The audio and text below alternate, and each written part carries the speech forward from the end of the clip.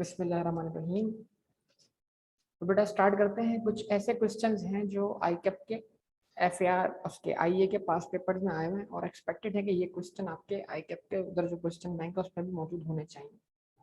ये कब से आए थे भाई? 2019 से आई कैप ने आईए के पेपर में MCQs इंट्रोड्यूस किए थे।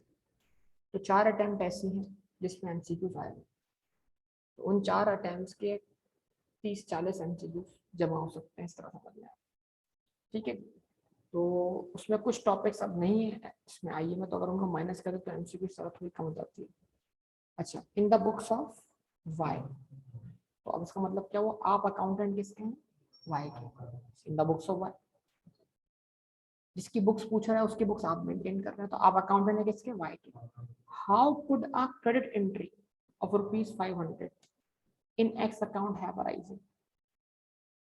बताइए कि वाई की बुक्स अगर आप बना रहे हो तो आप एक्स के नाम को 500 रुपए से क्रेडिट कब कर रहे हैं? जब एक्स गुड्स खरीदे वाई से, जब एक्स गुड्स रिटर्न करे वाई को, जब वाई पेमेंट करे किसको? एक्स को, जब वाई गुड्स रिटर्न करे किसको?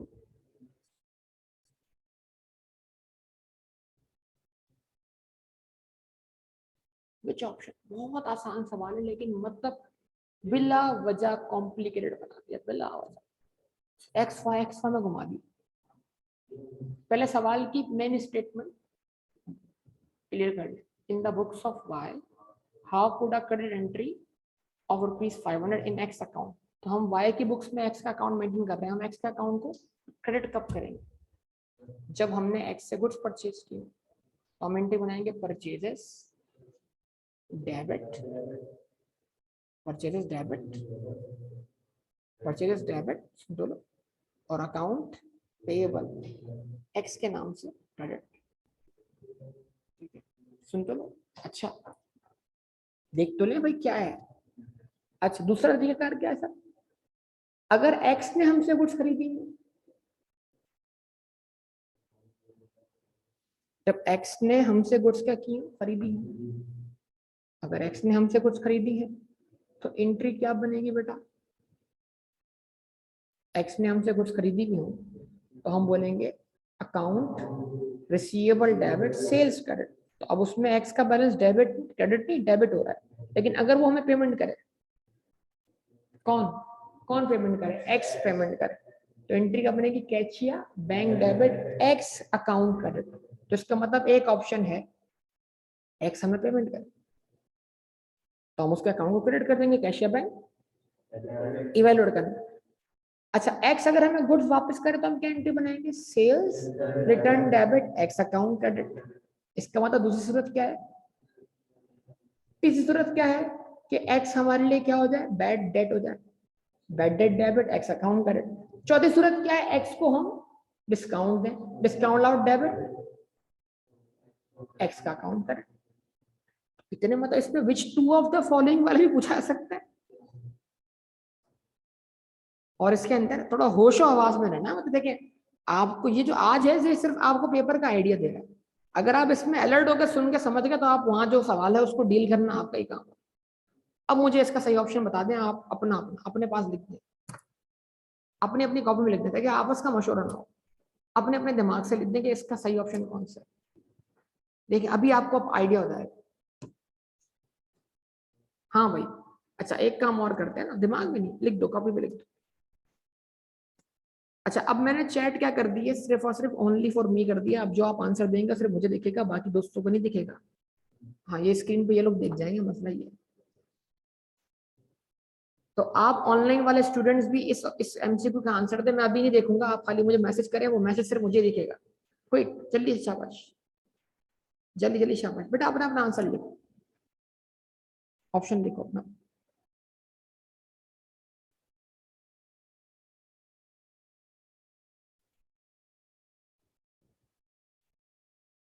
कमाल सवाल है। पहले सवाल से हमने क्या की शुरुआत की? In the books of Y. अगर आप वाई की बुक्स मेंटेन कर रहे हैं तो बताइए आप वाई की बुक्स में एक्स के अकाउंट को क्रेडिट कब करेंगे? 500 रुपए से। बोलना थोड़ी था, अपना अपना ऑप्शन लिखिए। लिख चुके? द करेक्ट आंसर इज, एक एक कर लेते हैं। अगर एक्स गुड्स बॉट करे किससे, तो हमने गुड्स बेची ना, हमने एक्स के पॉइंट ऑफ से बात करनी है, वाई के पॉइंट से करनी है। तो एक्स खरीद रहा है तो हम क्या कर रहे हैं, हम अकाउंटेंट किसके हैं? तो हम एक्स का खरीदना रिकॉर्ड करेंगे या वाई का बेचना? माशाल्लाह, हम अकाउंटेंट किसके हैं? वाई के यार। तो हम वाई का बेचना रिकॉर्ड, और वाई के बेचने की entry account receivable from X debit sales credit. इसका मतलब ऑप्शन ए तो नहीं है। Y made a payment to X, Y अगर पेमेंट करे किसको? एक्स को, तो वाई का कैश या बैंक क्या होगा? क्रेडिट होगा। एक्स का अकाउंट क्या होगा? डेबिट होगा। इसका मतलब सी भी नहीं है। वाई अगर गुड्स रिटर्न करे किसको? एक्स को, क्योंकि वाई ने खरीदी होंगी मिसाल के तौर पर। तो वाई की एंट्री बनाएगा परचेजेस रिटर्न या inventory credit x account debit. तो ए में, सी में और डी में, तीनों सूरतों में अकाउंट क्या हो रहा है? डेबिट हो रहा है। तो क्रेडिट सिर्फ किस में हो रहा है? बी में हो रहा है। कैसे? अगर एक्स हमें गुड्स रिटर्न करे तो वो हमारे लिए सेल्स रिटर्न है।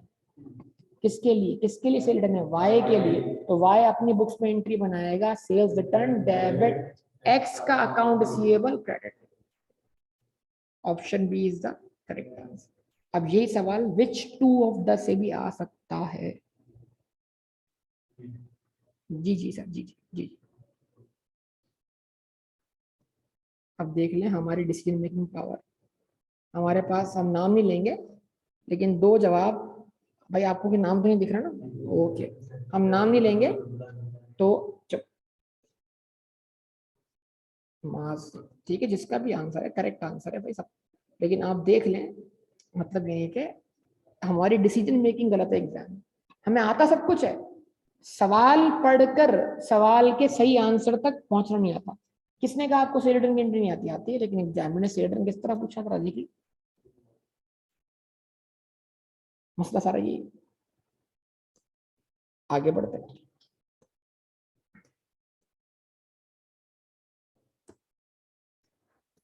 Which statement contains a correct accounting treatment for accrued income? इनमें से कौन सा बयान सही है? किस हवाले से? Accrued income. तो हम बोलते हैं अक्रूड इनकम की एंट्री क्या होती है? Receivable debit income earn but not yet receive. जितने से हमारा इनकम रिसीव करने का राइट क्या हो चुका है? स्टेब्लिश हो चुका है। हम बोलते हैं receivable debit income credit. Receivable debit होगा वो एसएफपी में एसेट के तौर पे दिखेगा। इनकम क्रेडिट होगी तो वो एसओसीआई में इनकम में ऐड हो जाएगी। प्रॉफिट क्या कर देगी? बढ़ा देगी। रिसीवेबल्स एसेट को बढ़ा देगा, इनकम प्रॉफिट को बढ़ा देगी। तो मतलब पहली लाइन, सारे ऑप्शन छोड़ो, पहली लाइन पढ़ के ट्रीटमेंट कर लो। Receivable debit income credit. अब added to income and shown as current asset, added to income and shown as current liability, deducted from income and shown as a current liability.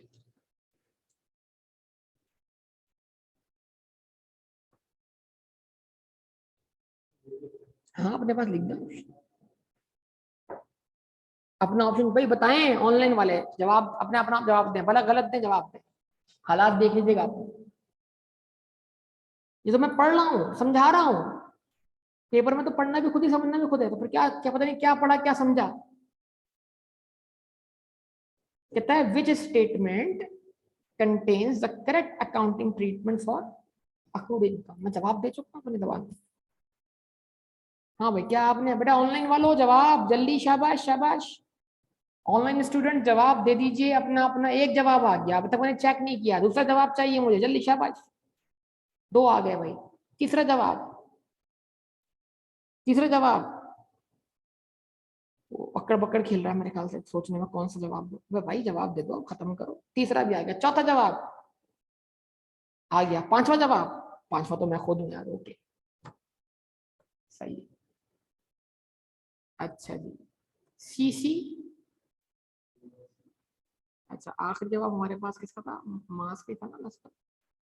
चलिए तो वक्त ने कहा डी, माज ने कहा ए, बी और सी। हाँ भाई सारे ऑप्शन आ गए जी।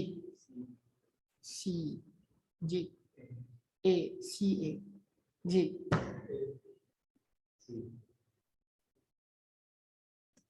अभी बताया मैंने, रिसीवेबल डेबिट होगा। रिसीवेबल डेबिट होगा तो क्या बनेगा, एसेट बनेगा। एसेट कहाँ जाएगा, एसओएफ में, और करंट एसेट बनता है। Accrued income is your current asset, और इनकम क्रेडिट होगी कहाँ जाएगी, एसओसीएल। तो इनकम बढ़ेगी ना वहां जाके, तो added to income and shown as current asset. Option A is the correct answer. इसी से एक और सवाल बना लें, इसी से इसके चार सवाल बना लें। अभी चार सवाल, चार option. which statement contains the correct accounting treatment for accrued expense?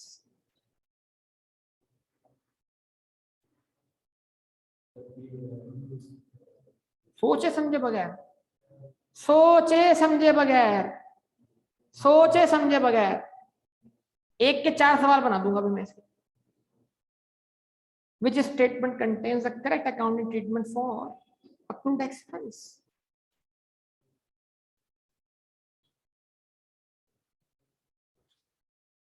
इनमें से कौन सा स्टेटमेंट करेक्ट स्टेटमेंट है for account expense? D is the correct answer. Expense debit होगा, लायबिलिटी क्रेडिट होगी। एक्सपेंस एक्सपेंस में ऐड होगा, लेकिन हमें कहीं भी एक्सपेंस में ऐड होने की बात बताई नहीं जा रही। तो एक्सपेंस का काम क्या है, इनकम को कम करना, डिडक्टेड फ्रॉम इनकम। और जो पेएबल क्रेडिट होगा वो कहां जाएगा, लायबिलिटी में, करंट लायबिलिटी में। तो अगर ऊपर यहाँ पे लफ्ज अक्रूड एक्सपेंस लिखा जाए तो ये ऑप्शन डी बन जाएगा। एक सवाल,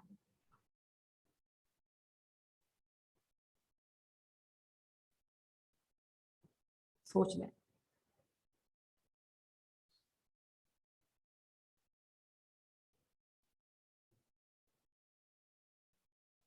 अच्छा,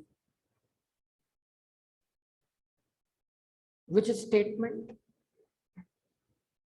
which statement contains the correct accounting treatment for prepayment? अगर आपने प्रीपेमेंट क्रिएट करनी हो, एडजस्टमेंट बनाकर, एक्सपायर नहीं करनी, क्रिएट करनी, मतलब उधर एक्सपेंस बना हुआ है, उस एक्सपेंस में कुछ हिस्सा एक्सपेंस का रिवर्स करना है, रिवर्स, और क्या मानना है उसको, एसेट मानना।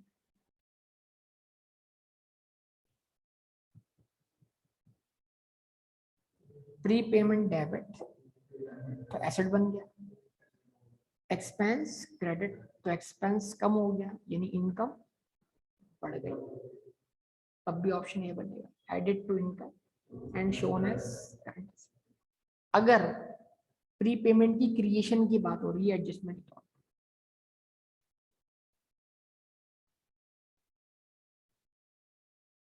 चले बेसिक कॉन्सेप्ट देख लिया, इसमें कोई लफ्ज नहीं है, कोई कुछ भी नहीं है। अब आप इसको पिक कर गए तो आप आई कैप के माइंड सेट पे चलना शुरू हो गए। ये है एग्जामिनर आप, हम मतलब एक मौजूदा पेपर जो होता है ना, इसके जरिए हम फ्यूचर पेपर्स तक पहुंचने की कोशिश कर सकते हैं। ठीक है,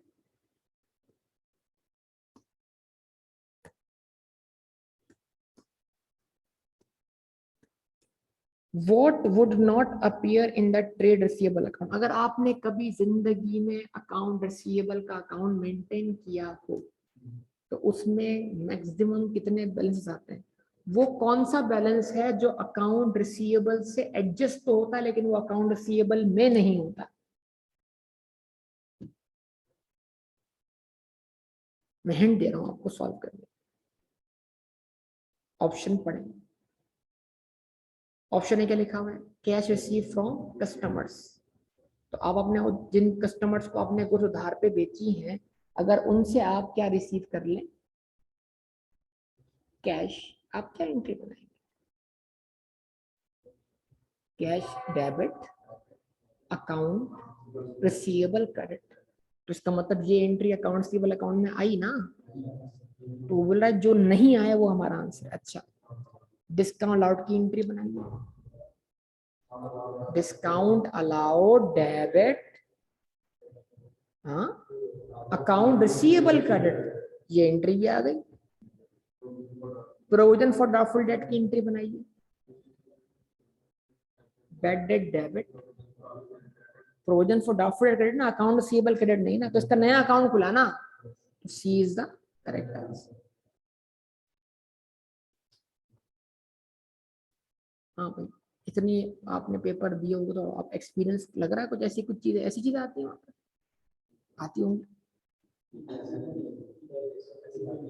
हाँ, आ रही है, तुम देखते हो, तुम अभी देखो तो सही, अभी तो देखो, इसी में जब गलतियां हो रही हैं तो इससे आगे क्या हो। अच्छा, रिटर्न इनवर्ड्स मतलब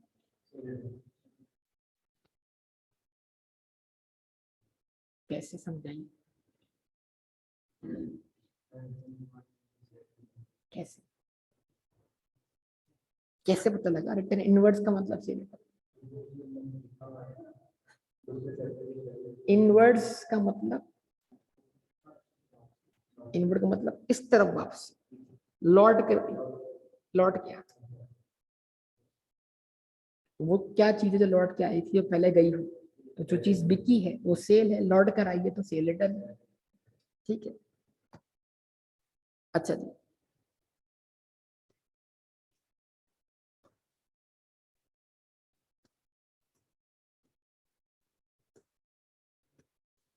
When a business introduces capital to his business, the transaction is debited to cash book and credited to capital account. Which of the following accounting concept relates to the above example?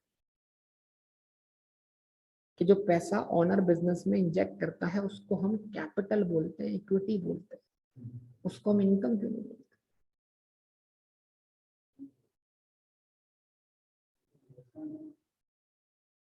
एक concept, और वही concept drawing में से भी चल रहा है। Drawing को हम बिजनेस का एक्सपेंस तो नहीं बोलते, बिजनेस में बिजनेस, बिजनेस एक अलग एंटिटी है, ओनर एक अलग एंटिटी। हम अकाउंटिंग कर रहे हैं बिजनेस की बतौर एंटिटी, ना के ओनर की। तो हम ये बोलते हैं कि पैसा ओनर की जेब से गया तो हम कैश जाता हुआ नहीं दिखा रहे, हम बिजनेस के लिए आता हुआ दिखा रहे। तो इसलिए हम एंट्री बनाते हैं कैश डेबिट कैपिटल क्रेडिट, इस कॉन्सेप्ट की वजह से बिजनेस, क्योंकि हम अकाउंटिंग बिजनेस की कर रहे हैं तो हम बोलते हैं बिजनेस को कैश रिसीव हुआ, किसने दिया, ओनर ने। इस बात का एविडेंस क्या पता।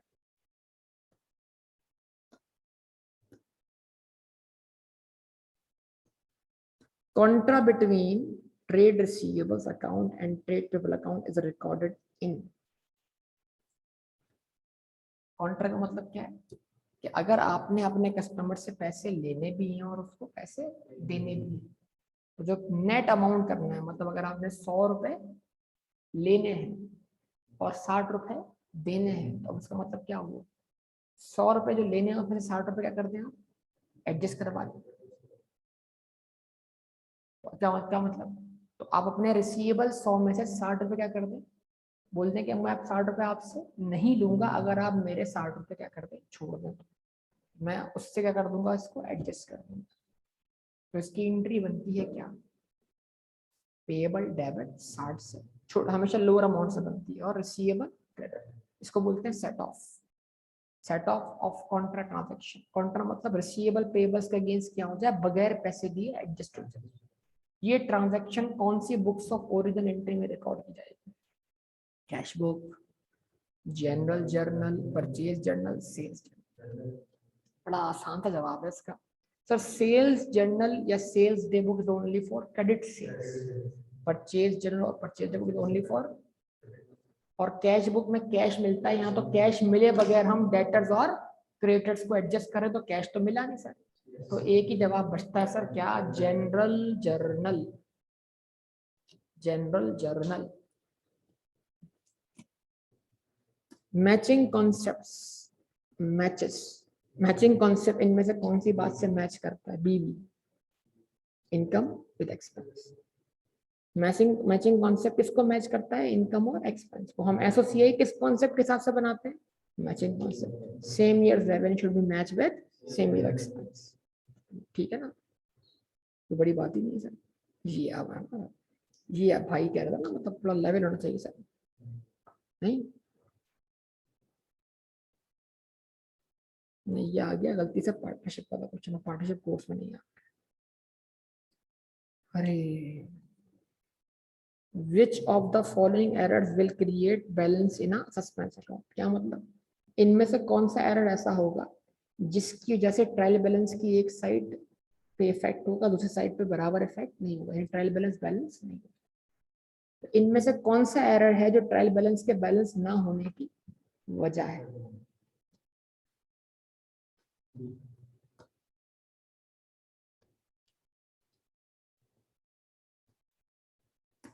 इनमें से कौन सा एक्सपेंस है जो ट्रायल बैलेंस के बैलेंस होने की वजह, बैलेंस ना होने की वजह? अच्छा, repair expense was considered as purchase of asset.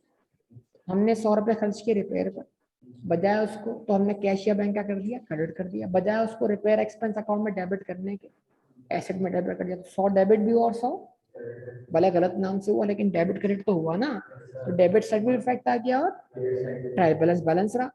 Purchase of inventory was considered as purchase of, आपने कैश या बैंक क्रेडिट किया 1000 रुपए से, इन्वेंट्री डेबिट करना था, आपने प्रॉपर्टी प्लांट इक्विपमेंट डेबिट कर दिया। तो इधर डेबिट भी हुआ, भले रॉन्ग हुआ, लेकिन डेबिट भी हुआ और क्रेडिट भी हुआ।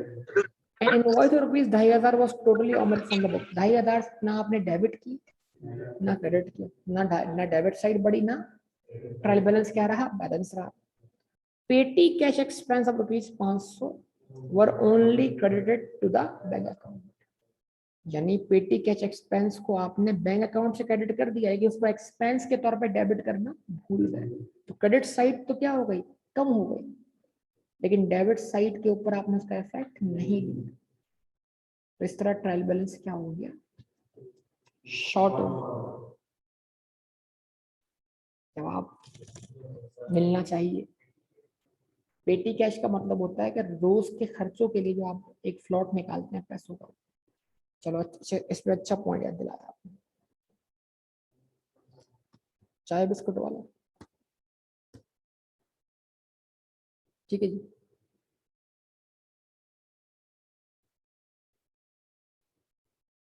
इस पे एक सवाल बता दूं पेपर वाला, याद आ गया मुझे। पेटी cash business retain some cash in hand to meet its regular daily expenses। Fuel खरीदना है, चाय वगैरह मंगवानी है, खाना वगैरह मंगवाना है, सफाई सुथराई के लिए साबुन, सर्फ, इस तरह का सामान मंगवाना है, ठीक है ना, इस तरह के आइटम, टिश्यू पेपर मंगवाना है, इस तरह के छोटे मोटे आइटम की खरीदारी करने के लिए आप कुछ कैश अपने हाथ में रखते हैं। इसको क्या बोलते हैं, पेटी कैश बोलते हैं। ठीक है, इसमें एक इंपॉर्टेंट बात है, लफ्ज आएगा ये इम्प्रेस्ड सिस्टम। क्या आएगा बेटा, याद कर लो बेटा, तुम्हारे पास आ रहा है इम्प्रेस्ड, हाँ तुम्हारे पास ही आ रहा है, आ गया आ गया। 11वां क्वेश्चन है पेपर का, 11वां तुम्हारे पास, इम्प्रेस सिस्टम। हाँ, इम्प्रेस सिस्टम, ठीक है जी। इम्प्रेस सिस्टम का मतलब ये होता है कि जो पेटी कैश के लिए आप बैलेंस रखते हैं, मिसाल के तौर पर कितना रखा, 1000 रुपए, 1000 में से आपने खर्च किया 800 रुपए, बैलेंस कितना बचा?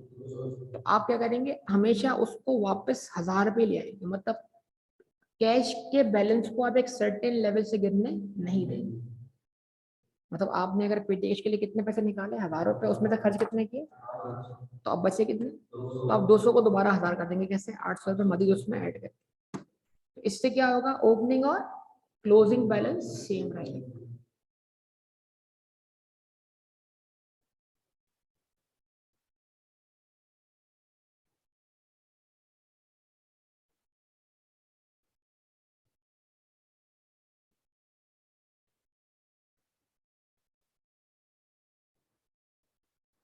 ठीक है, अब इसके एक सवाल, ओपनिंग और क्लोजिंग बैलेंस सेम रहेगा। एग्जामिनर का सवाल, एक सवाल, if closing balance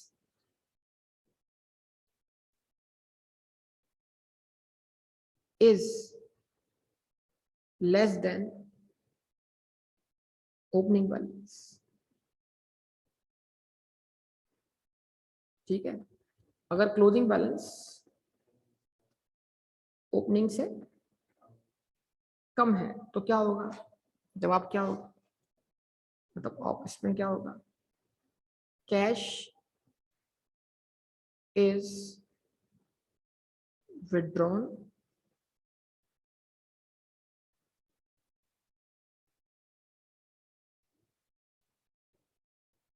cash is added, cash withdraw होगा, कैश ऐड होगा। अगर क्लोजिंग बैलेंस ओपनिंग बैलेंस के मुकाबले में क्या है, कम है, तो अब क्लोजिंग बैलेंस को ओपनिंग बैलेंस के बराबर लाना है, क्या करना पड़ेगा, कैश ऐड करना पड़ेगा। अगर क्लोजिंग बैलेंस ओपनिंग बैलेंस से क्या है, ज्यादा है, तो एक्सेस कैश क्या कर देंगे, विड्रॉ कर लेंगे। ठीक है, और वो जो जितने अमाउंट से विड्रॉ करेंगे वो ओपनिंग और क्लोजिंग के डिफरेंस के बराबर होगा।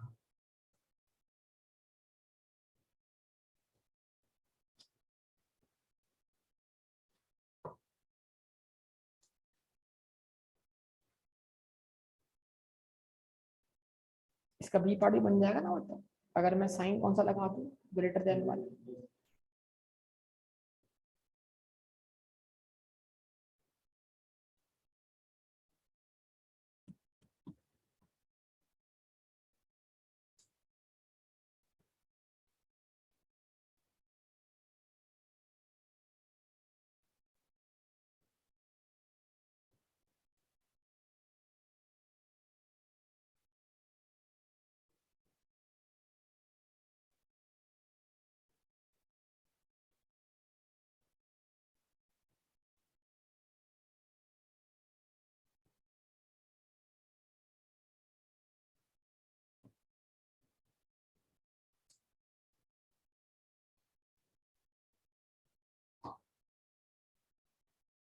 लिख चुके हैं। ये वो सवाल है जिसकी आंसर मेजोरिटी लोग गलत देते हैं। The purpose of depreciation is to,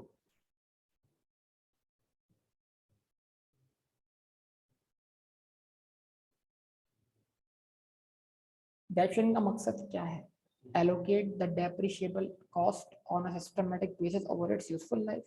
B, write the asset down, asset को उठा के नीचे लिख देना तो इट्स रियलाइजेबल वैल्यू, यानी उसको राइट डाउन कर देना उसकी मार्केट वैल्यू पर। सही है।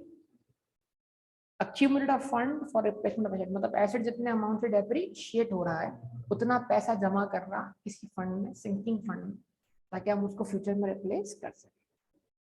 अच्छा, recognise that asset loss of value over time, और डेप्रिसिएशन का मकसद ये कि एसेट की वक्त गुजरने पर जो वैल्यू गिर रही है उसको रिकॉर्ड करें।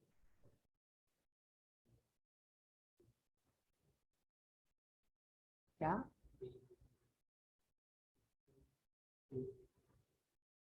ऑनलाइन वालों,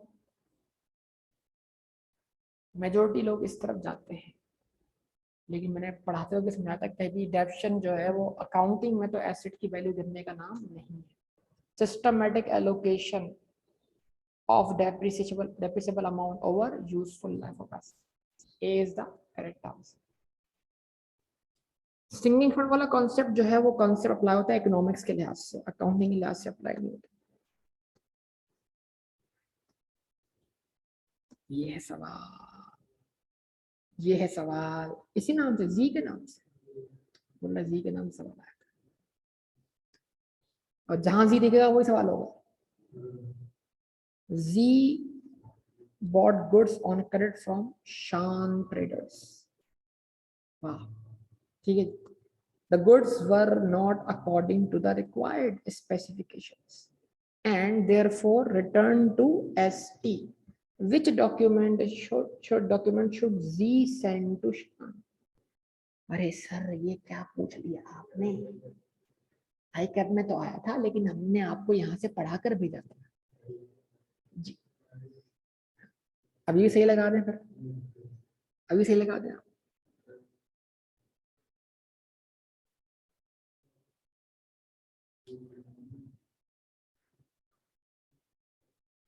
खरीदने वाला कौन सा नोट इशू करेगा, ना कि कौन सा नोट रिसीव करेगा। चार सवाल, एक के चार सवाल, फिर से एक के चार सवाल, फिर से इसके चार सवाल बना दो वही ना, ये पेपर में देख कर आए लेकिन एक के चार सवाल बन जाएंगे, बच्चा बोलेगा ये था, इसका आंसर ये था। अरे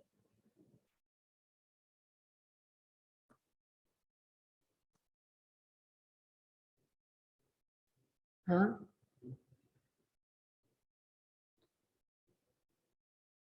क्या क्रेडिट नोट इशू हो सकता है?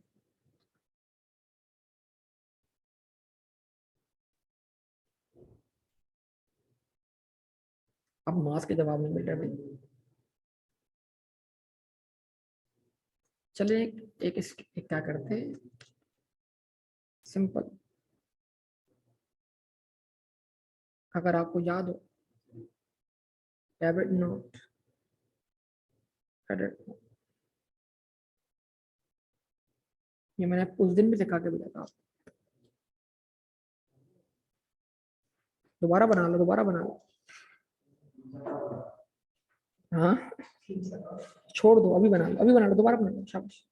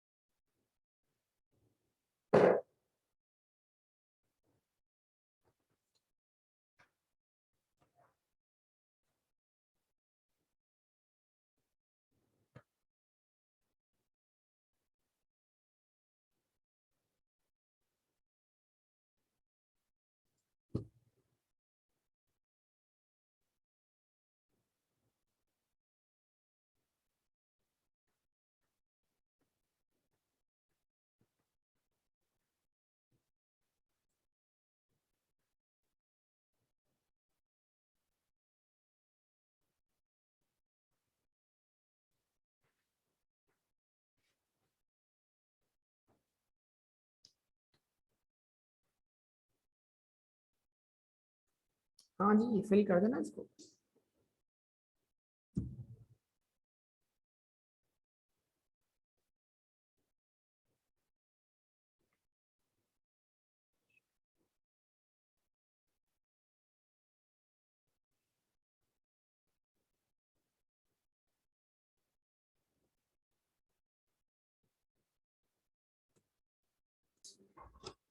हाँ, तो सवाल क्या था भाई, डेबिट नोट।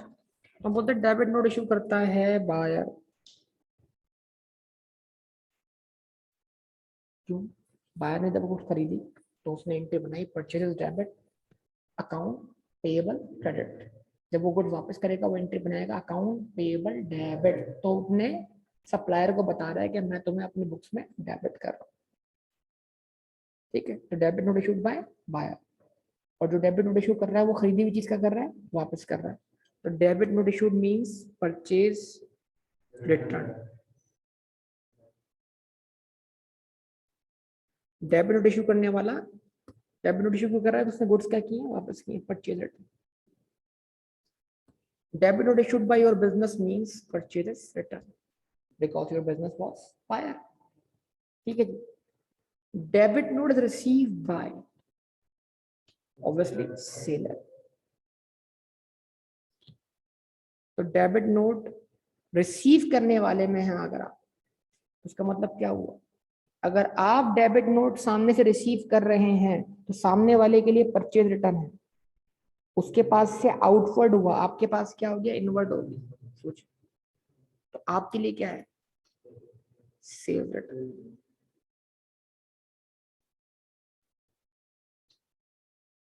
याद है नहीं याद? ये डेबिट नोट रिसीव करके आप गुड्स की एक्नॉलेजमेंट देंगे, हाँ भाई हाँ तुम्हारी वापस की भी गुड्स क्या करता हूं मैं, कबूल करता हूं। तो वो कबूलियत के लिए क्या करेगा, वो भी कुछ इश्यू करेगा, वो अपने पास एंट्री बनाएगा sales return debit account receivable credit. तो अकाउंट रिसीवेबल वो क्रेडिट कर देगा। तो सामने वाले को बताएगा मैं भी तुम्हारे, तुमने मुझे अपनी बुक्स में डेबिट किया तो अब मैं भी तुम्हें अपनी बुक्स में क्या कर रहा हूँ, क्रेडिट कर रहा हूँ। तो सेलर क्या इशू करेगा, क्रेडिट नोट। तो credit note is issued by seller. तो क्रेडिट नोट कौन इशू करता है, सेलर। और अगर आपका बिजनेस क्रेडिट नोट इशू कर रहा है तो आपके बिजनेस को गुड्स वापस हुई हैं, मतलब credit note issued by your business means sales return. और अगर आपके बिजनेस ने क्रेडिट नोट किसी का इशू किया हुआ, क्या किया है, रिसीव किया है, इसका मतलब क्या हुआ, अगर उस जिसने क्रेडिट नोट इशू किया है उसके लिए सेल रिटर्न है तो रिसीव करने वाले के लिए क्या हुई, परचेज रिटर्न। तो क्रेडिट नोट रिसीव कौन करता है, buyer. Credit note receive by your business means purchase return.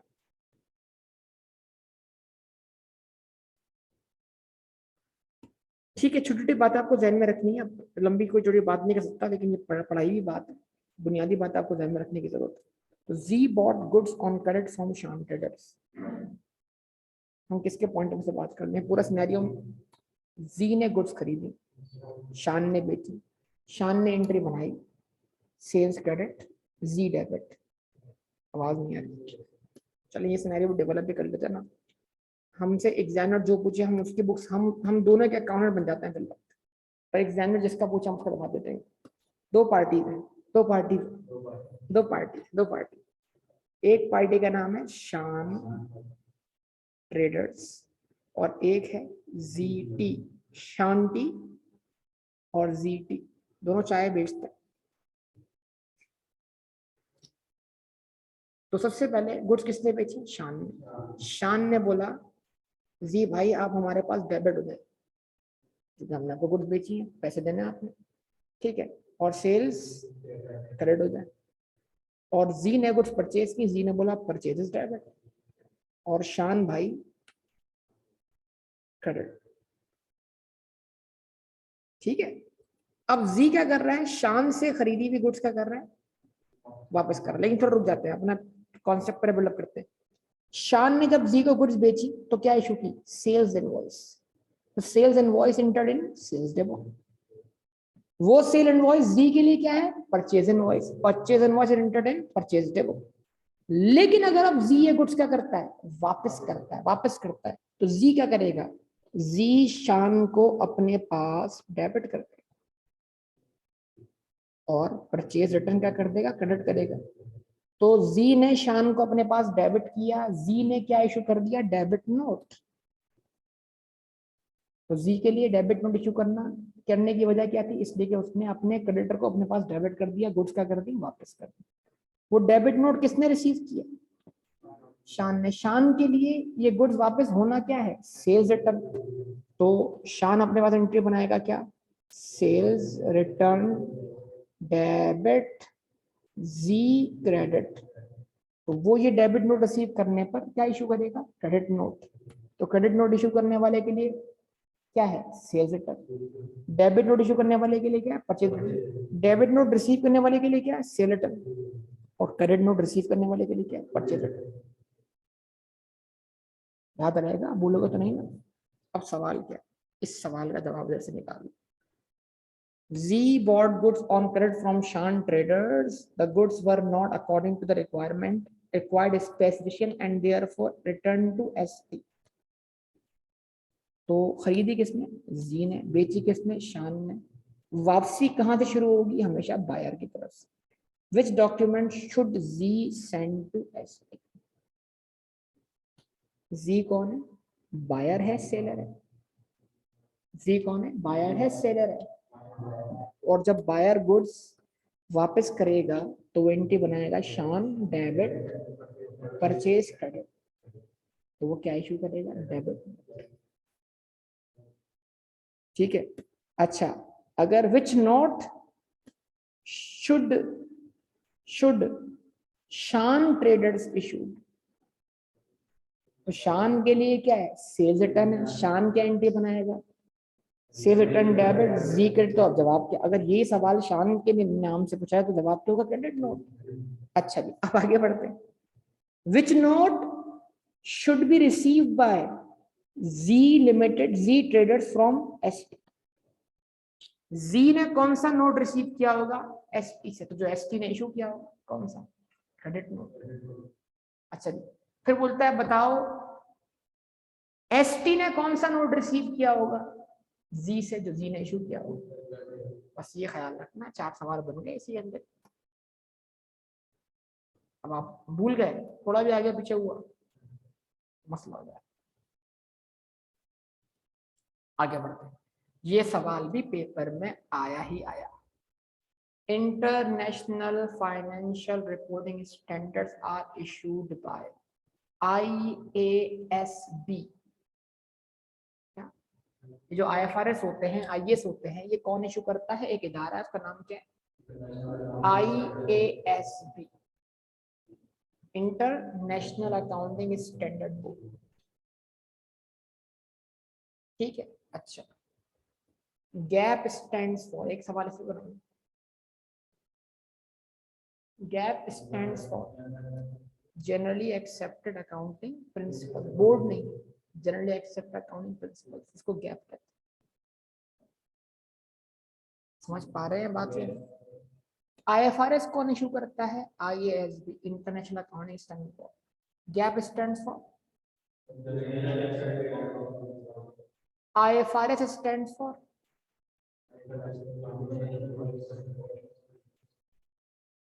ठीक है। IASB का मायना आपको आ गया, गैप का मायना आपको आ गया, IFRS का मायना international financial reporting standard board. Sorry, board तो वो है, बोर्ड नहीं, IFRS international financial reporting standard. अच्छा, कौन रिसीव करेगा, इशू हुआ है। IFRS स्टैंडर्ड्स हैं, इशू करने वाला बोर्ड है IASB, इसका नाम IASB। IAS international accounting standards. ठीक है। IS2 का नाम, IS2 deals with inventories, IS16 deals with property plant equipment। ये दो चीजें आपको पता होंगी। 5-6 सवाल इधर ही। IFRS कौन इशू करता है? IASB, international account standard board. IAS stands for account international accounting standard. IFRS stands for international financial reporting standard. GAAP stands for generally accepted accounting principles. अगर आएगा चलिए ओके आगे बढ़ते हैं।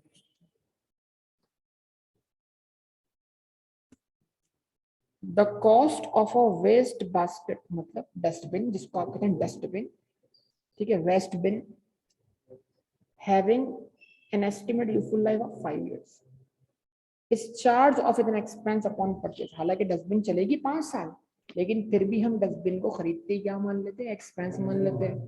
कैलकुलेटर को हम खरीदते क्या मान लेते हैं? एक्सपेंस मान लेते हैं। स्टेपलर को हम खरीदते क्या मान लेते हैं? एक्सपेंस मान लेते हैं। तो वो कौन सा कॉन्सेप्ट है जिसके तहत हम ऐसा करते हैं? कौन सा कॉन्सेप्ट है? Material concept. मतलब जिस चीज की कॉस्ट हमारे लिए क्या हो? Immaterial.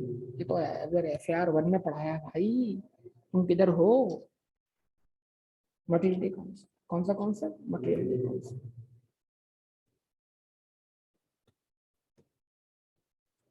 Debit always means, debit हो जाओ, यहाँ से सीधा जाओ, डेबिट हो जाओ, यहाँ से सीधा जाओ, रास्ता बताने के लिए यहाँ से सीधा जाओ, डेबिट हो जाओ।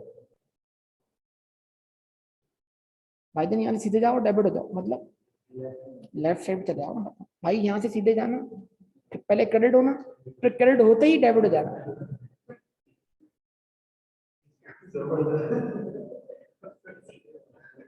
हाँ जवाब दो, सही है ना? तो क्या बताओ तो सभी, debit always means left side of, ये debit always means left side of the account, credit always means right side. ठीक है, सही है भाई। अच्छा, asset is recorded on, increase in asset recorded on, decrease in asset recorded on. बस ये भी याद है ना, इस तरह भी पूछ सकता है, ऐसा नहीं फिर डेबिट डेबिट चल रहा होगा।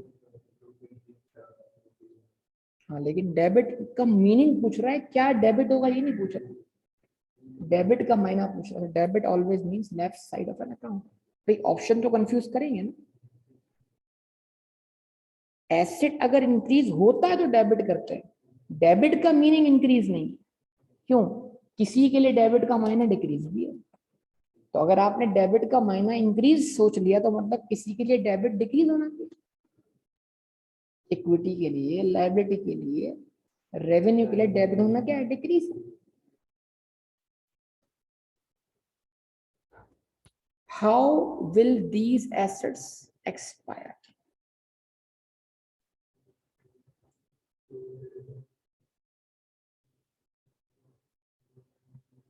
मतलब इन दोनों ऊपर लिखे हुए नाम के लिए, प्रीपेड रेंट और ऑफिस सप्लाईज, इन दोनों के लिए सूटेबल ऑप्शन चूज कीजिए जो इन दोनों के लिए क्या हो? सही साबित।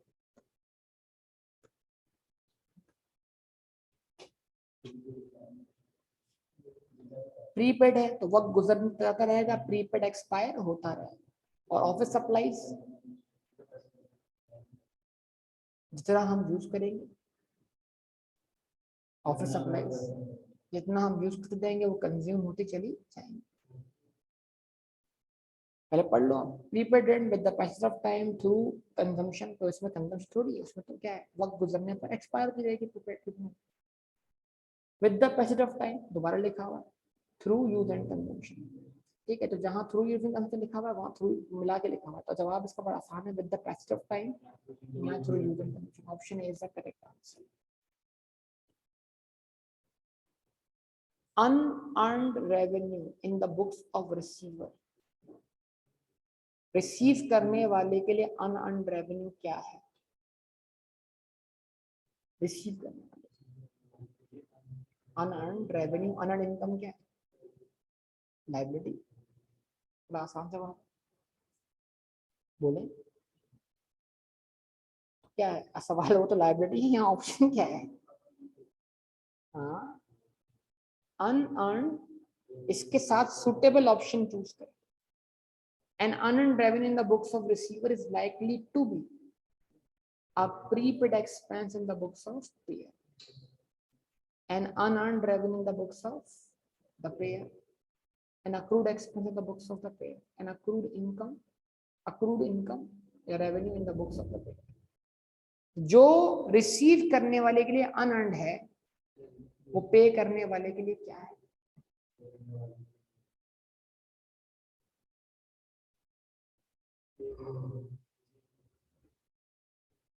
प्री पेमेंट, क्योंकि आपको आपका रेवेन्यू एडवांस में मिल गया तो उसने अपना एक्सपेंस एडवांस में पे कर दिया। जैसे आपको मिल गया रेंट रिसीव इन एडवांस, तो 100 रेंट है, तो सामने वाले के लिए उसने जो एडवांस में रेंट पे किया क्या है? प्री पेमेंट है।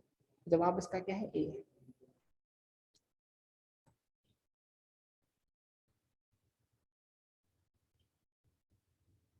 Which of the following is not an asset that falls under the scope of IAS 16 property plant equipment? इनमें से कौन सा आइटम या कौन सा ऑप्शन IAS 16 में नहीं आता? IAS 16 की definition: tangible assets held for production, selling and distribution, administration and rental to others, and provide economic benefit for more than one account. ठीक है जी।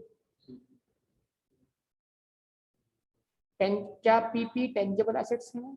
क्या पीपी ही प्रोडक्शन और सप्लाई ऑफ गुड्स और सर्विस के काम आते हैं? Yes sir. क्या पीपी की useful life more than one period है? Yes sir. तो इन तीनों का आंसर यस है, तो फिर एक का आंसर नो है। Assets held for sale in the normal course of business is called inventory, और इस पे IAS 16 नहीं IAS 2 अप्लाई होता है।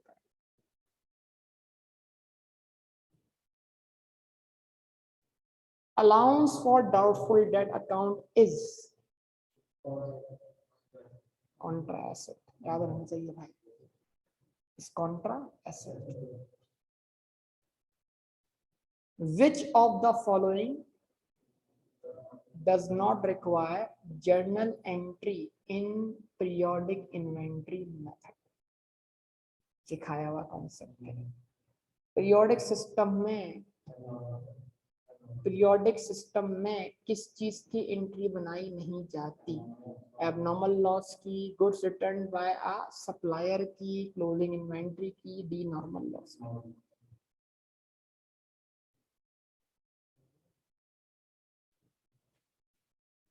चेक तो करें अगर हालात तो देखें।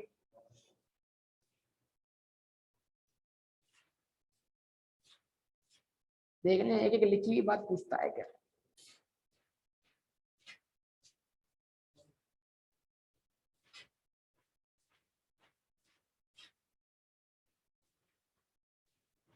हाँ जी, बाकी स्टूडेंट्स क्या कर रहे हैं? जवाब नहीं मिल रहा किसी का भी।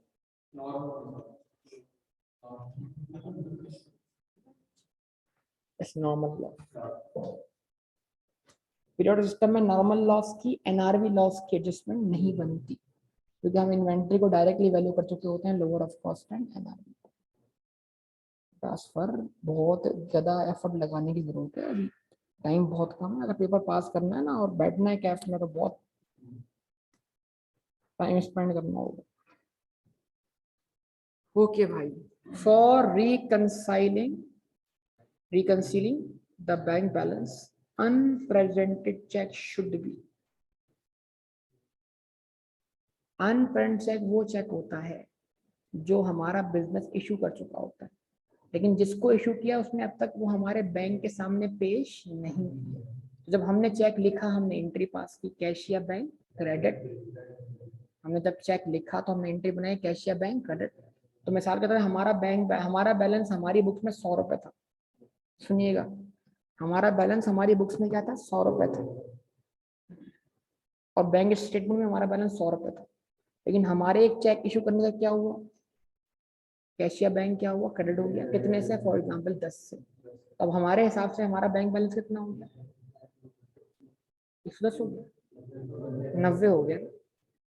हमारा बैंक बैलेंस अब क्या हो गया? 90 हो गया। पक्का सोच लें, 90 हो गया। लेकिन बैंक स्टेटमेंट अभी भी हमारा बैलेंस 100 शो कर रही है। क्यों?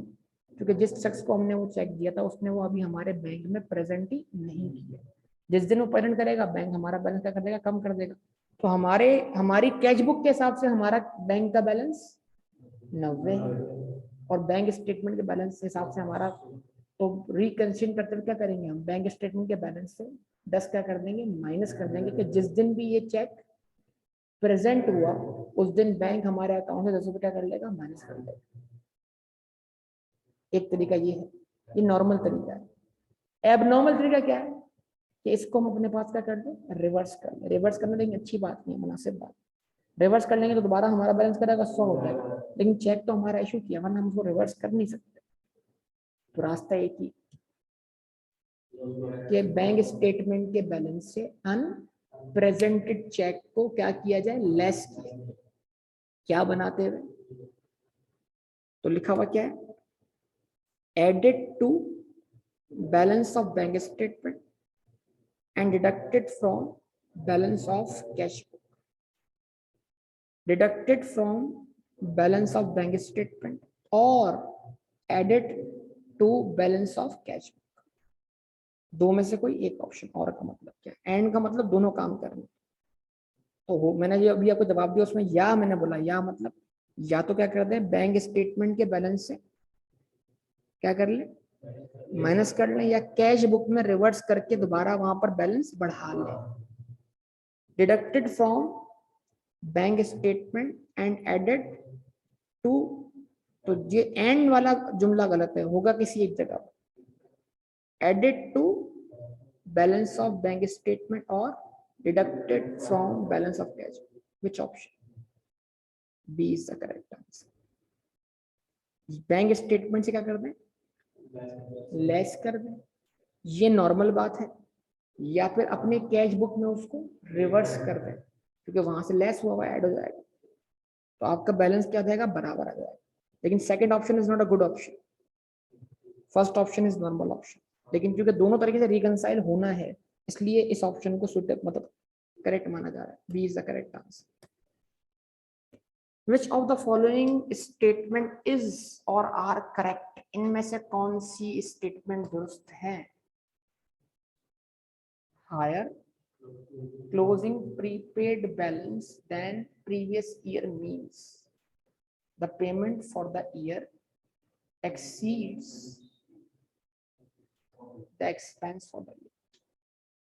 अगर आपके पास प्रीपेड का क्लोजिंग बैलेंस क्या आ रहा है, ज्यादा आ रहा है, इसका मतलब ये हुआ कि आपने इस साल जो पेमेंट्स की हैं वो अपने एक्सपेंस लेवल, जितना एक्सपेंस बनता है उससे भी ज्यादा एक्सपेंस बनता है। 12 महीने का पेमेंट कर दिया आपने, 15 महीने के, तो 3 महीने का बैलेंस ईयर एंड पे क्या आ रहा है, प्रीपेड आ रहा है। अच्छा, higher closing approved income balance than previous year means that the receipt for the year exceeds the income for the year।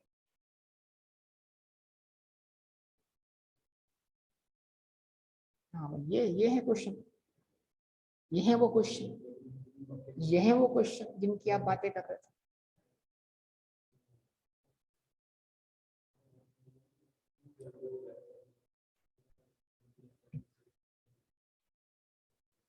यानी अगर आपने ईयर एंड पर अक्रूड इनकम की एंट्री बनाई हुई, तो आपने एंट्री बनाई है रिसीवेबल डेबिट इनकम क्रेडिट। क्यों बनाई, इसलिए कि आपकी इनकम अर्न हो चुकी है, रिसीव नहीं। और वो टू में क्या बोल रहा है, हायर अक्रूड इनकम का मतलब ये है प्रीवियस ईयर से इस ईयर के मुकाबले में कि आपको इस साल रिसिट्स जो हुई इनकम के मुकाबले में क्या हुई, ज्यादा हुई। हालांकि उलट बात है, आपको जो रिसिट हुई है वो इस साल इनकम के मुकाबले में क्या हुई, कम हुई। तो सवाल क्या है, दोनों स्टेटमेंट ट्रू है, दोनों स्टेटमेंट गलत है, वन सही है, ओनली वन या ओनली टू, कोई भी नहीं था, कोई भी नहीं का ऑप्शन, जबरदस्त ये भी ऑप्शन।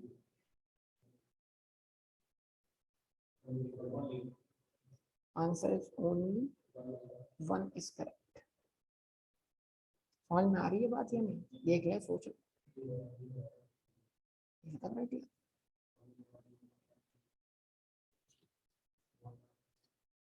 चलें,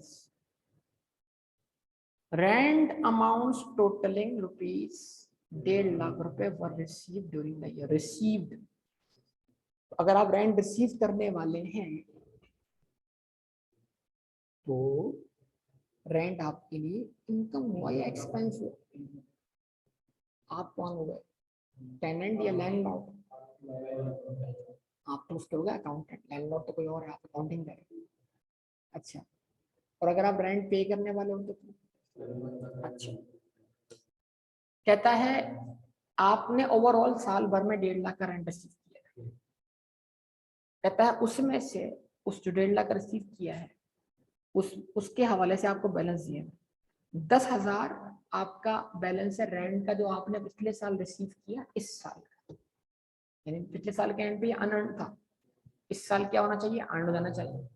इस साल जो आपने रेंट रिसीव किया 1.5 लाख का, इसमें अगले साल का रेंट कितना रिसीव हो गया, 16,000, वो अनअर्न है इस साल के एंड पर। इस साल के एंड पर इस साल का कितना रेंट अब तक रिसीव नहीं हुआ, अक्रूड इनकम, रेंट रिसीवेबल, और इस साल के रेंट में पिछले साल का कितना रेंट रिसीव हुआ, सिखाया था। What should be rent income for the year ended 31st December 2019?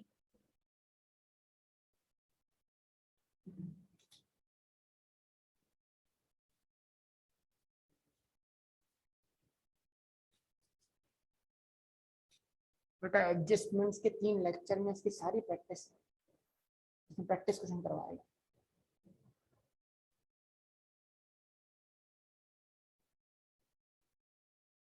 SOCI में कितनी रेंट इनकम जानी चाहिए?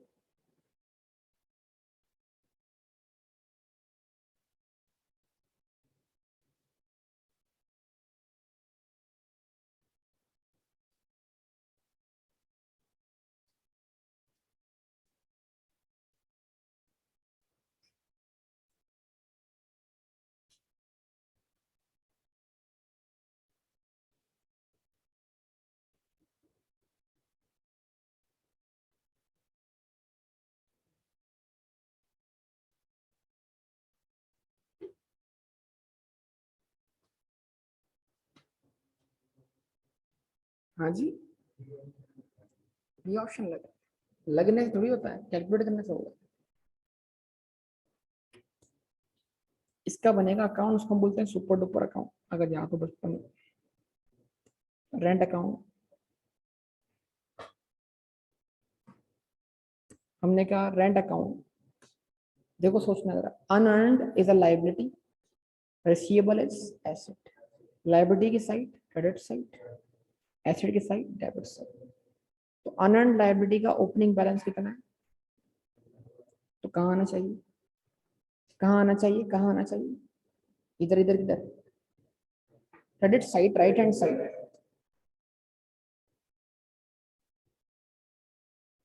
लिख दिया बैलेंस बीडी कितना, गुड। रेंट रिसीवेबल का ओपनिंग बैलेंस कहाँ आना चाहिए, इतना, भाई वो जो क्लास लास्ट ईयर का क्लोजिंग 17। ड्यूरिंग द ईयर कितना रेंट रिसीव हुआ, तो इतने से कैश या बैंक डेबिट, तो ये वाला अकाउंट, तो यहाँ कैश या बैंक का रेफरेंस आया कितने से, 1.5 लाख से, ठीक है। अच्छा अब बताओ, ये डेबिट साइड है, एसेट साइड है, डेबिट साइड है, मतलब यानी क्या, तो ये एसेट का ओपनिंग बैलेंस है, इसको क्लोज करना हो तो कहाँ कहाँ लिखूंगा मैं, क्रेडिट साइड। तो इस रेंट रिसीवेबल का ये ओपनिंग बैलेंस ये क्या है, क्लोजिंग, क्लोजिंग कहाँ लिख दिया मैंने, क्रेडिट साइड।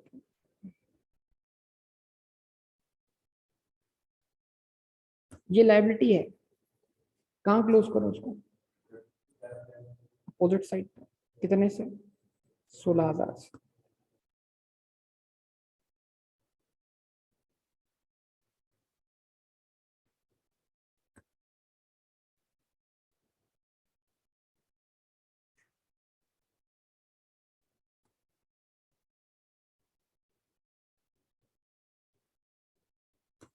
इन सबका सम करो, इन दोनों को माइनस कर लो, बैलेंस मिल जाएगा transfer to profit and loss account,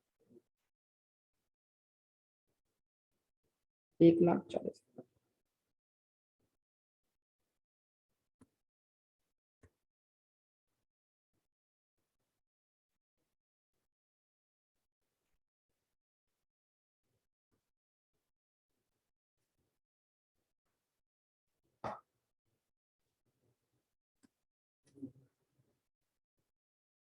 समझे बात है? और अगर वो इनकम थे तो इनकम पुट करके रेसिट निकाल, रेसिट पुट, रेसिट हुई है उसको पुट करके इनकम निकाल। सर देख लो बेटा, हालात बुरे नहीं, बहुत बुरे। सवाल है इतने दिनों से क्या क्या छुट्टियां कर गए, क्या इकोनॉमिक्स पढ़ रहे, छोड़ो यार।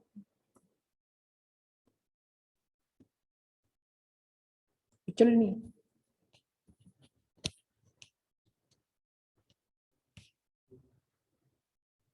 तब बहुत क्वेश्चन करवाए हैं आपको ऐसे, मैंने रजिस्टर चेक कर सकते हो आप, ये सुपर डुपर अकाउंट ही बनाया हुआ था, वर्बली भी करना सिखाया था सॉल्व इसको। A transaction not recorded in any other books of entry is recorded in, जो ट्रांजैक्शन किसी और बुक ऑफ एंट्री में रिकॉर्ड नहीं होती, ना सेल्स डे बुक में, ना परचेज डे बुक में, ना सेल रिटर्न डे बुक में, ना परचेज डे बुक में, ना कैश बुक में, तो उसके लिए आखिरी ठिकाना क्या है? General journal. अच्छा, owner withdrawn goods from business, entry drawing debit, inventory या परचेज, सिस्टम के ऊपर डिपेंड करता है ये एंट्री कौन सी बुक में रिकॉर्ड हो। General general.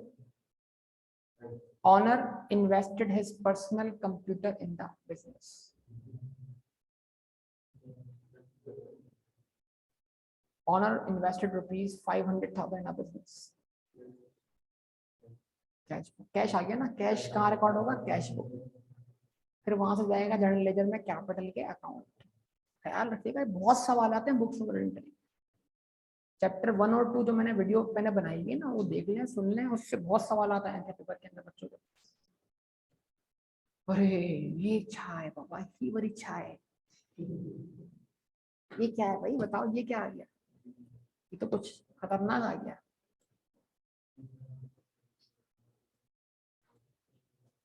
हाँ जी। अरे कितना भागोगे तुम लोन से, अब देखो मास भाई की वापसी ऑन 1 फरवरी 2019, कब? इस तारीख को, a loan of rupees 6,000,000, 6 lakh नहीं 60 lakh was taken from a bank for acquisition of an office building. A portion of the building was rented out on 1st August 2019 at a monthly rent of ₹45। कितना घुमाया है? बोला है 1 फरवरी को तुमने कर्जा लिया 60 लाख का, जिससे तुमने बिल्डिंग खरीदी। कर्जा तुम पर क्या बन गया? लायबिलिटी। उतना पैसा तुम्हारी जेब में आ गया, वो पैसा तुमने खर्च करके बिल्डिंग खरीदना, कर्जा तो तुम पर बाकी रहा ना। अच्छा ओके। और फिर बिल्डिंग का तुमने एक पोर्शन रेंट पे दे दिया, तो बताओ तुम्हें रेंट मिलेगा या तुम रेंट दोगे? और लोन पे जो इंटरेस्ट बनता है वो तुम पे करोगे, रिसीव करोगे। तो इंटरेस्ट आपके लिए क्या है? एक्सपेंस है। रेंट आपके लिए क्या है? इनकम है। इंटरेस्ट आपने पे करना है, अगर अब तक पे नहीं किया तो अक्रूड एक्सपेंस कहलाएगा। आवाज नहीं आ रही? रेंट आपने रिसीव करना है, अगर अब तक रिसीव नहीं किया तो अक्रूड इनकम कहलाएगा। अक्रूड इनकम कहलाएगा, अक्रूड इनकम कहलाएगा। और अगर आपने रेंट एडवांस में रिसीव कर लिया तो क्या करेंगे? Unearned income. इनकम अर्न नहीं हुई, कमाई नहीं है। ठीक है। अ portion of the building was rented out on 1 August 2019 at a monthly rent of ₹45,000। Interest is payable eight 15% पर on 31 January each year. Rent is receive half yearly in advance. कमाल। यानी आपने लोन कब लिया? 1 फरवरी 2019 को। 1 फरवरी 2019 से लेकर 31 जनवरी 2020 तक का जो इंटरेस्ट होगा वो अगले अगले अकाउंटिंग पीरियड में एक साथ पे करोगे। यानी लोन लेने के बाद ईयर एंड 31 दिसंबर तक कितना वक्त गुजरा?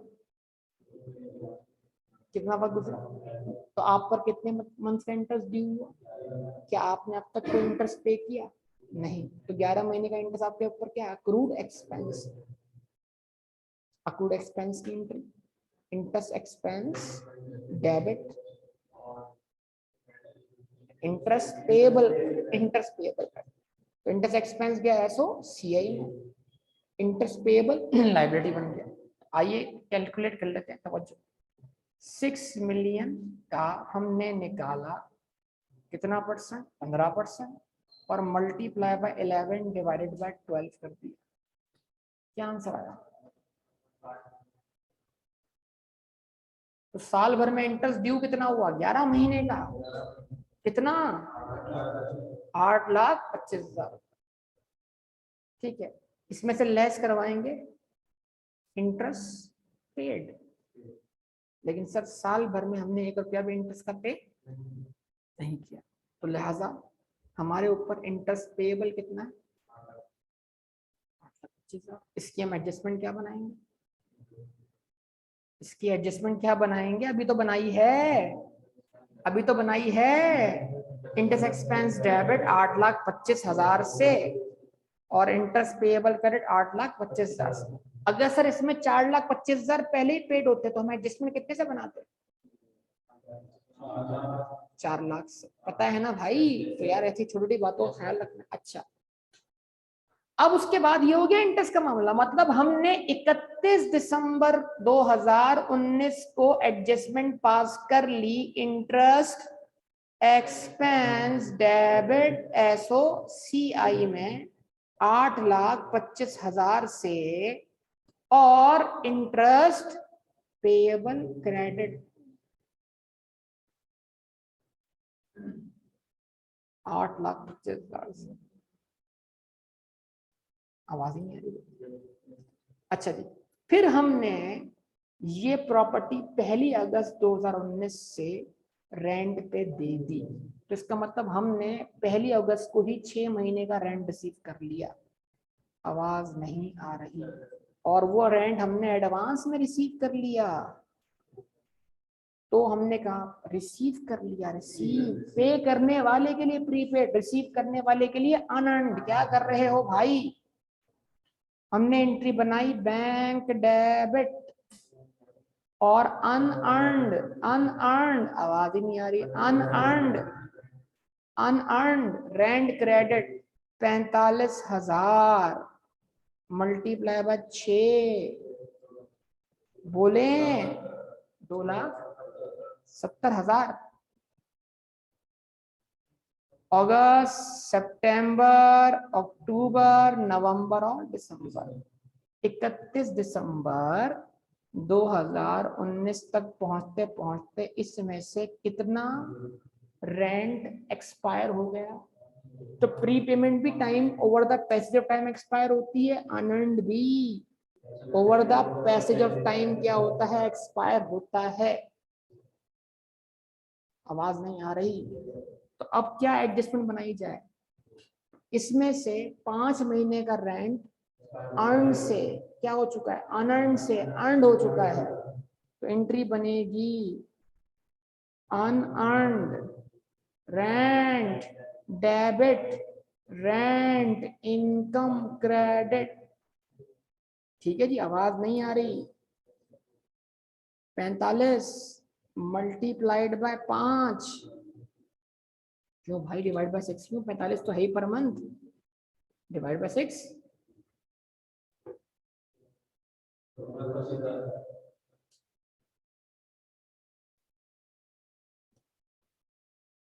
तो इस 2,25,000 का इम्पैक्ट क्या पड़ा?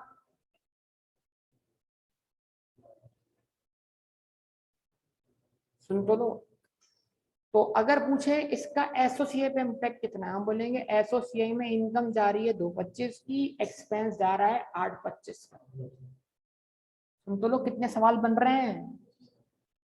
फिर बोले what net amount would appear in associate, हम बोलेंगे इनकम 2,25 की कम है, एक्सपेंस ज्यादा है, तो 8,25 से 2,25 अगर क्या कर दें मैच कर दो, नेट इफेक्ट किसका है? एक्सपेंस का। हम बोलेंगे 6 लाख से नेट एक्सपेंस जा रहा है कहां पर? एसोसिएट। जो एग्जामिनर पूछे वो जवाब देना। अच्छा, वो कहता है बताओ एसओएफपी में क्या इफेक्ट? हम बोलेंगे एसओएफपी में इंटरेस्ट पेएबल आएगा कितने से? अनअर्न्ड रेंट कितने से आएगा? अनअर्न्ड रेंट क्रिएट कितने से हुआ? 270 से। खत्म कितने से हुआ? 2,25 से। अब बचा कितना? 45। जो 6 महीने का अनंत था उसमें से 5 महीने का अनंत खत्म हो चुका है। अब अनंत जो एसएफ में जा रहा है वो सिर्फ 1 महीने का बराबर है। जवाब है इसका 45,000। तो अब आप देख लें, सही ऑप्शन चूज करें। What amount of interest payable and unearned rent should be shown in the statement of financial position? Interest payable 9 lakh से, अनअर्न्ड रेंट 2,17,000 से। इंटरेस्ट पेएबल 8,25,000 से, अनअर्न्ड रेंट 45,000 से। इंटरेस्ट पेएबल 4.5 लाख से, अनअर्न्ड रेंट 45,000 से। Interest payable unearned rent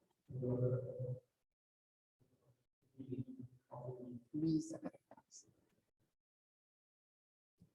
देख लें, कुछ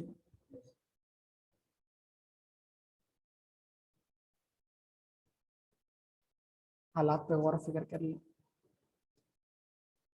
An entity acquired laptops in exchange of desktops. Desktop computer देके लैपटॉप कंप्यूटर खरीद लिया, which have carrying amount of rupees 45,000. ये जाने वाले एसेट का carrying amount and fair value of rupees 3 lakh रुपए। तो अगर हम जाने वाले एसेट को मार्केट में कितने का बेचे, जाने वाला एसेट जिसकी डब्ल्यूडीवी कितनी 4.5 लाख रुपए, उसको अगर हम मार्केट में, उसकी मार्केट कितनी लग रही है, तो हमें सीधा सीधा इसको बेचने पे नुकसान कितना दिख रहा है, 1.5 लाख। सही है। अब एग्जामिनर क्या पूछता है अलग बात है। The list price of the laptop acquired is 6 lakh. The entity also required to pay cash for rupees, तो मैंने आपको डेफिनेशन लिखवाई थी कॉस्ट की, कैश और कैश इक्विवेलेंट पेड और फेयर मार्केट वैल्यू गिवन। ये है जाने वाले एसेट की फेयर मार्केट वैल्यू। मतलब अगर हम ये एसेट नए लैपटॉप के बदले ना देते तो हम क्या करते, मार्केट में बेचते, हमारी जेब में कितने पैसे होते। तो हमने 3 लाख रुपए किस तरह दिए, पुरानी चीज देकर, और ऊपर कितनी रकम दी, तो आने वाले लैपटॉप की कॉस्ट हमने क्या बेयर की। हम बोलेंगे सर आने वाले लैपटॉप की कॉस्ट हमने बेयर की कि हमने 3 लाख की फेयर मार्केट वैल्यू रखने वाला डेस्कटॉप दिया और 2,75,000 ऊपर दिए, तो ये कहलाई हमारी कॉस्ट 5,75,000। Option B. अच्छा, दूसरी चीज, इस ट्रांजैक्शन में हमें लॉस कितना हुआ, तो वो जाने वाले एसेट की डब्ल्यूडीवी 4.5 लाख थी, उसकी वैल्यू हमारे हिसाब से 4.5 लगनी चाहिए थी, लेकिन लगी कितनी, तो हमें अपने कैरिंग अमाउंट से डब्ल्यूडीवी से डिस्पोजल के वक्त कितने पैसे कम मिले, 1.5 लाख रुपए। तो 1.5 लाख रुपए is what, loss on disposal. तो एक सवाल और बन गया, नहीं क्या कर रहे हो?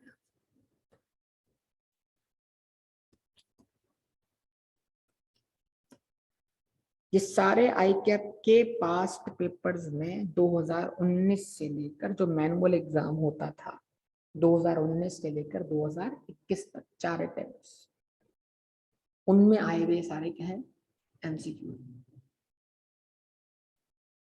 ठीक है।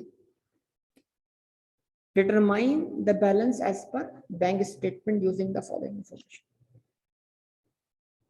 मुश्किल सवाल आ गया। Balance as per cash book कितना, 49,100। Cheque received and deposited into the bank but not yet credited in the bank statement. Unpresented checks. Credit transfers appearing in the bank statement but not entered in the cash book. तो bank statement, bank record बनाते वक्त क्या होता है, कुछ transaction ऐसी होती है जो बैंक ने रिकॉर्ड की होती हैं और हमारी कैश बुक में रिकॉर्डेड नहीं होती, और कुछ ट्रांजैक्शन हमने रिकॉर्ड की होती हैं और बैंक स्टेटमेंट रिकॉर्ड नहीं होती।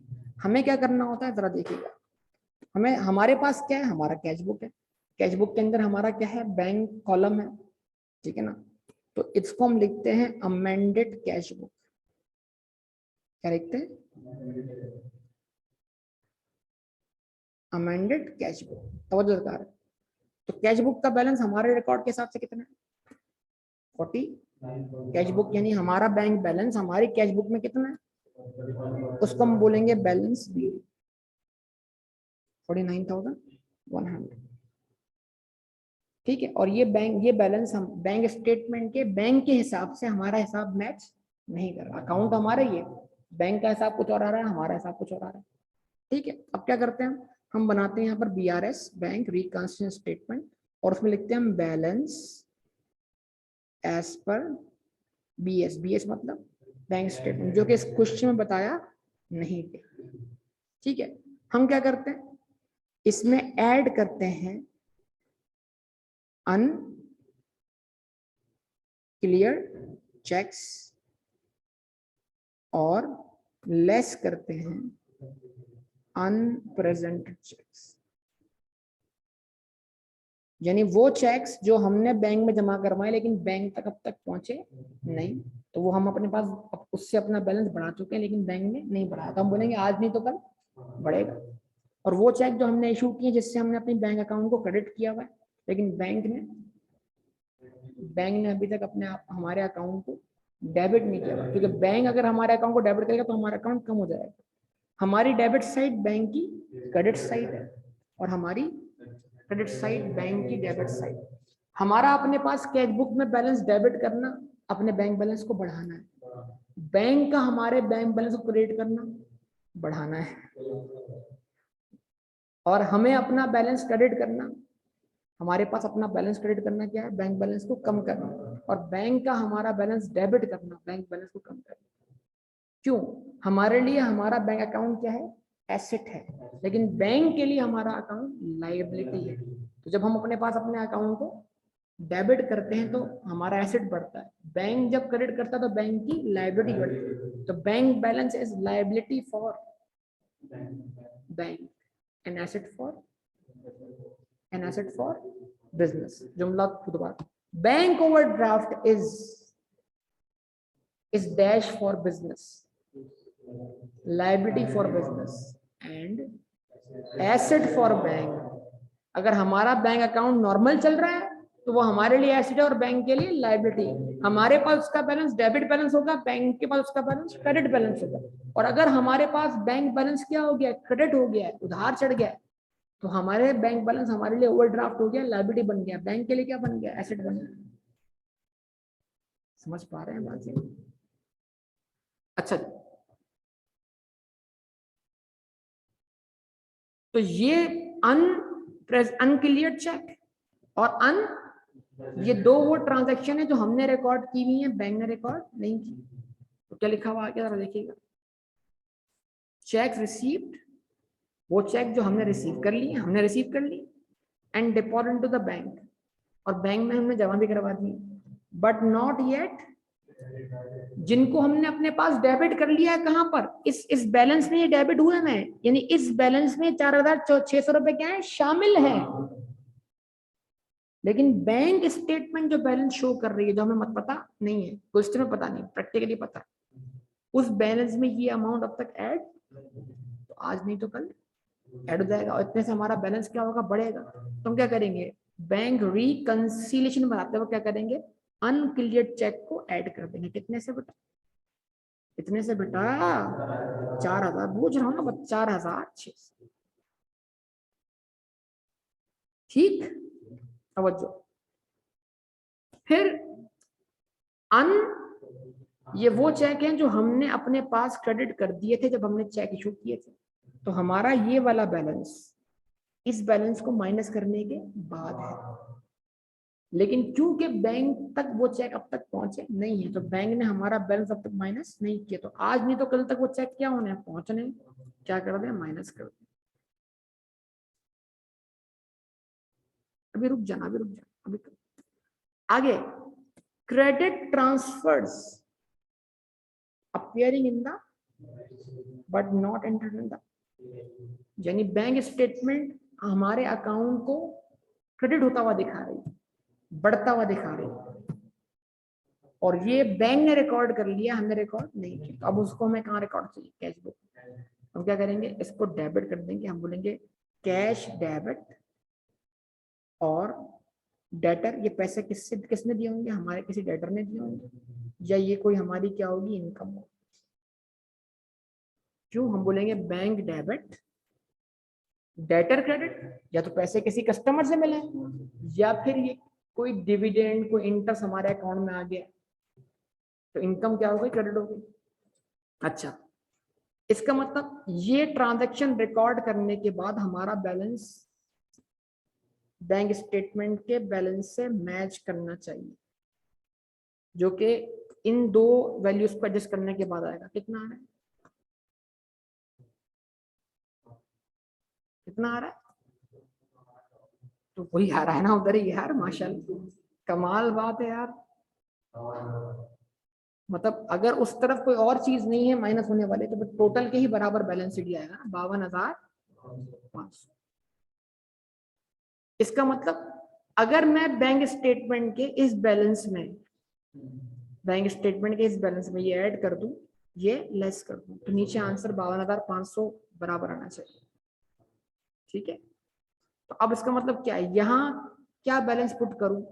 वो बैलेंस मेरे पास ऑप्शन में लिखा हुआ है, यहाँ 52,500 पुट करूं? नहीं, यहाँ 54,400 पुट, 200 पुट करो, क्या पुट करूं? यहाँ कोई भी पुट करें जिससे आंसर 52,500 बने, ऑप्शन रखते जाए।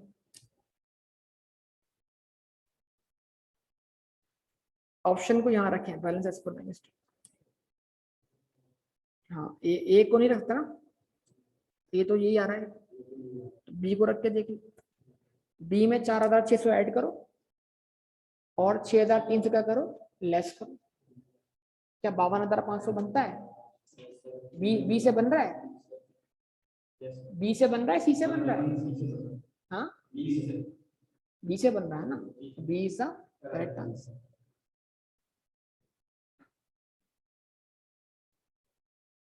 चौवन हजार। और अगर ढूंढना नहीं आ रहा हो ना, तो आप बोलोगे let the balance be X, X plus 4,600 minus 6,300 is equal to, अगर ये बैलेंस एक्स था, इसमें ये बैलेंस क्या हो रहा है, प्लस हो रहा है, और ये बैलेंस, और ये कितना से इतना, तो अब एक्स की वैल्यू क्या होनी चाहिए? जाओ इसको वहां जाके प्लस कर दो, इसको यहाँ पे माइनस कर दो, जल्दी करो शाबाश। तो आप बोलो कि 52,500 minus 4,600 plus 6,300, x equals to what, 54,200, 54,200। Option B is the correct answer.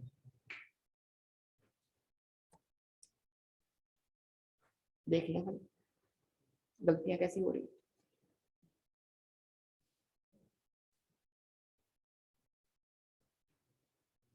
बेटा ये सारी रिकॉर्डिंग्स मौजूद है, बैंक रिकंसिडर की रिकॉर्डिंग मौजूद, अगर आप देखने की जहमत करें, इसका मतलब टोटली नो जहमत।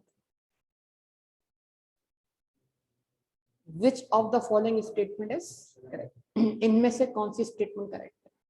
अभी जो बताइए, तो ये तो आप बता, अभी बताइए, अभी बताइए, पढ़ो चलो।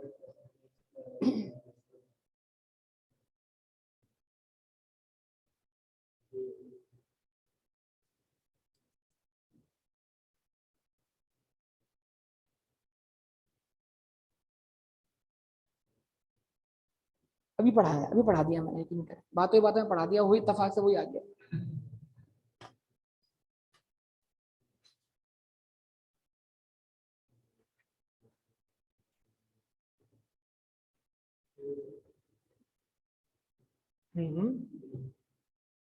क्या कह रहे हो?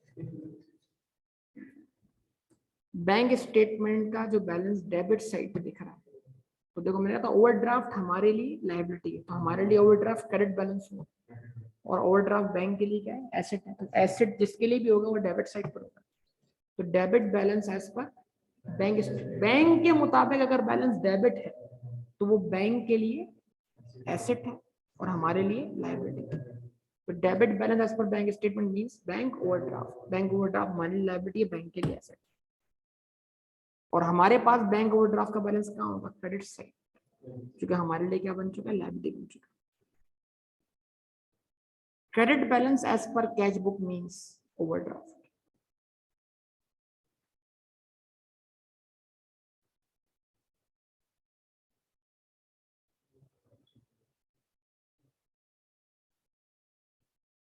भाई आसान बात है, मुश्किल बात नहीं। बैंक में आपने जमा करवाया 10,000, एंट्री बनाइए,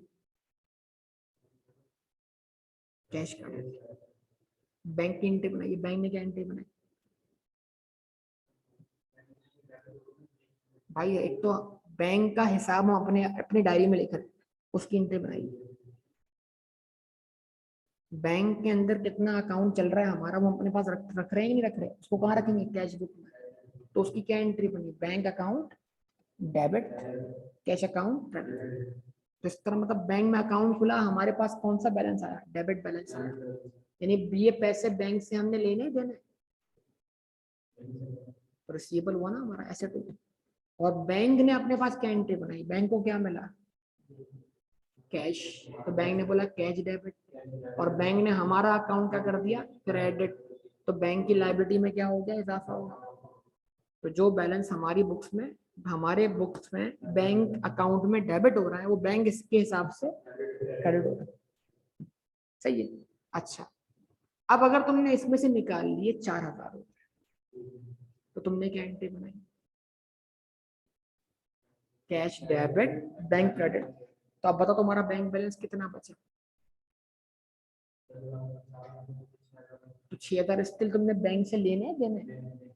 तो ये तुम्हारा एसेट है लायबिलिटी, एसेट है। क्यों, तुम्हारा डेबिट साइड 10,000 था, क्रेडिट साइड 4,000 था, तो स्टिल तुम्हारा नेट बैलेंस कहाँ बच रहा है, डेबिट साइड पर 6,000। तो तुम्हारे लिए बैंक का डेबिट बैलेंस क्या है, एसेट। बैंक ने हमारे अकाउंट को क्रेडिट किया 10,000 से, बैंक पे लायबिलिटी कितनी बनी, 10,000। लेकिन बैंक क्योंकि हमें 10,000 से 4,000 वापस कर चुका है, तो बैंक का क्रेडिट बैलेंस अब कितना बचा, तो हमारा डेबिट बैलेंस एसेट, बैंक का क्रेडिट बैलेंस लायबिलिटी। इसका उलट कर लो, हमने अपने अकाउंट में कितना डिपॉजिट किया, 10,000, हमने अपना अकाउंट डेबिट किया, बैंक को कितना रिसीव हुआ, 10,000, बैंक ने हमारा अकाउंट क्या कर दिया, क्रेडिट कर दिया। अब अगर हम बैंक से विड्रॉ करें 12,000, अकाउंट में पड़े कितने, विड्रॉ कितने कर रहे हैं, तो हमने बैंक से एक सर्विस ली है, उसको क्या बोलते हैं, विड्रॉ।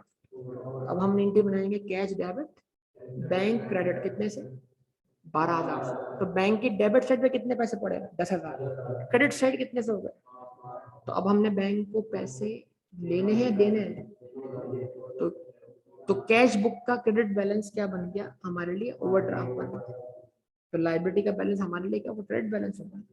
बैंक में हम कहाँ थे, बैंक में हमारा बैलेंस बैंक ने बतौर लायबिलिटी रिकॉर्ड किया था, कहाँ पर, क्रेडिट साइड। और हम, बैंक ने हमें पेमेंट कितनी कर दी, 12,000, तो बैंक ने हमारा अकाउंट डेबिट कितने कर दिया, 12,000 से। तो बैंक अब 12,000 हमसे क्या करता है, मांगता है। तो बैंक के लिए अभी 2,000 रुपए क्या होगा, रिसीवेबल, और रिसीवेबल कहाँ आता है, डेबिट साइड। तो बैंक का जो डेबिट बैलेंस है वो ओवरड्राफ्ट है। ओवरड्राफ्ट मतलब बैंक के लिए रिसीवेबल है, हमारे लिए लायबिलिटी नहीं। हाँ हाँ, क्या भूल जाओगे तुम घर जाके।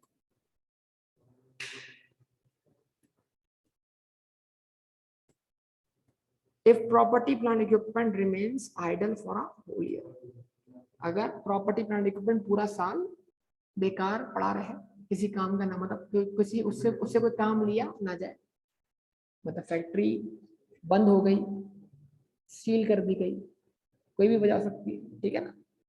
डेप्शन expense for the year will be nil under straight line method, reducing balance method, units of production method, all of the above method. Answer is units of production method. क्यों, क्यों बताया था मैंने, बहुत दफा बताया लेक्चर में, ये दोनों टाइम बेस्ड मेथड। यहाँ पर वक्त गुजर गया, एसेट के ऊपर डेप्शन चार्ज होना, ये यूजेज बेस्ड मेथड है। कौन से, SLM, RBM, SYDM, sum of the year, ये तीनों मेथड जो हैं, ये कौन से मेथड है, टाइम बेस्ड। यहाँ एसेट इस्तेमाल हो या ना हो, एसेट की लाइफ अगर 10 साल है, तो 1 साल गुजरने पर लाइफ कितनी रह गई, 9 साल। 1 साल और गुजर के लाइफ कितनी रह गई, 8 साल। इसका मतलब लाइफ गुजर रही है ना, तो एसेट क्या हो रहा है, डेप्शन हो रहा है, भले यूज हो या ना। तो डेप्शन चार्ज होना बंद नहीं होती। सवाल, डेप्शन चार्ज होना, इनमें से कौन से दो मेथड्स और RBM, स्ट्रेट लाइन या SYDM, ये RBM या इस तरह एग्जामिनर 6 ऑप्शन बना सकते हैं। इनमें से कौन से दो मेथड है जिसके अंदर डेप्शन चार्ज नहीं होती अगर एसिड इस्तेमाल ना हो, तो फिर आपको यूनिट्स ऑफ प्रोडक्शन मेथड या प्रोडक्शन आर मेथड, इन दो में से दो ऑप्शन चूज करना, तो इनको चूज करेंगे। एक करना हो तो आपके सामने मौजूद है। तो फिल वक्त तो आंसर क्या है,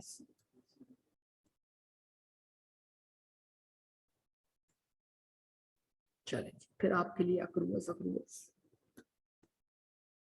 अक्रूवल अक्रूवल्स ये भी आया था यार, तो सब तो किया हुआ तुमने, फिर क्या?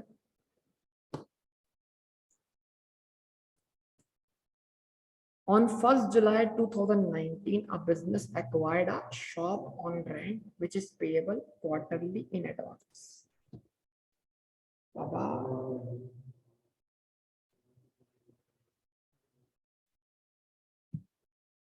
बिजनेस ने एक शॉप एक्वायर की 1 जुलाई 2019 को, जिसका रेंट वो पे कर रहे हैं क्वार्टरली एडवांस में, क्वार्टरली एडवांस में।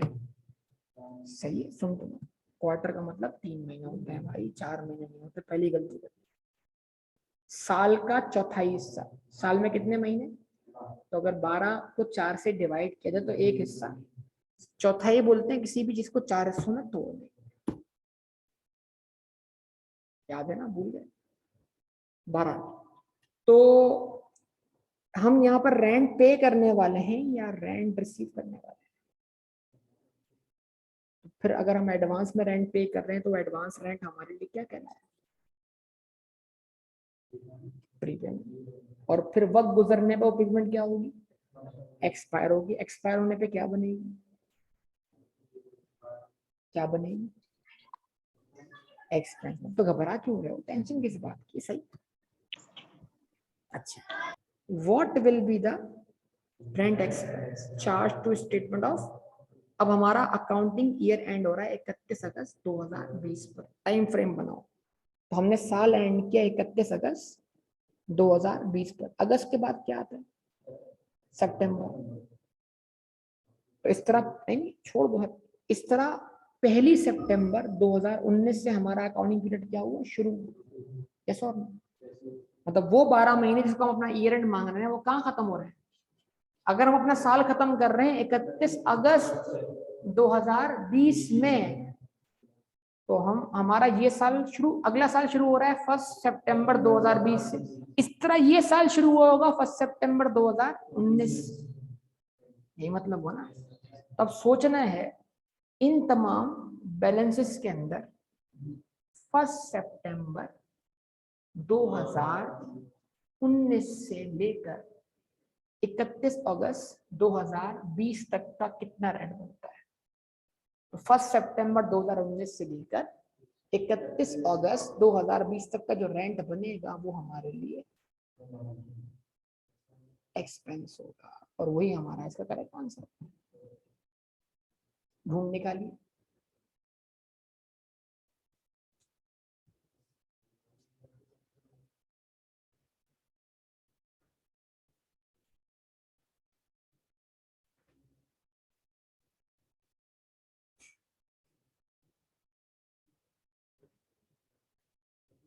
भाई यूं घुमाते हैं, पार्टी पार्टी।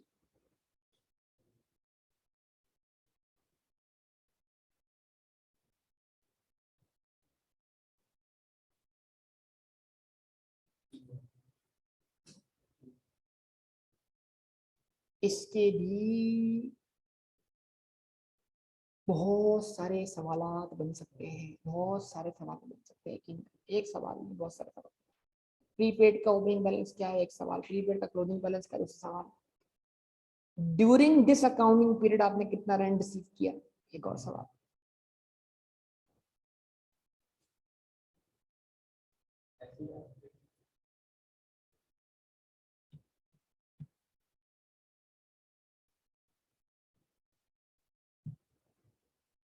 आइए, आपका आपका जवाब नहीं देगा।